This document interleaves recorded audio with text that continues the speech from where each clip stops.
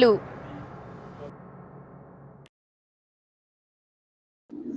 నెల్లిమర్ల మిమ్స్ ఉద్యోగులు తమకు రావాల్సిన డిఏలు, అలవెన్స్ల కోసం గత 15 రోజులుగా నిరవధిక రిలే నిరాహార దీక్ష చేస్తున్న సంగతి అందరికీ తెలిసిందే.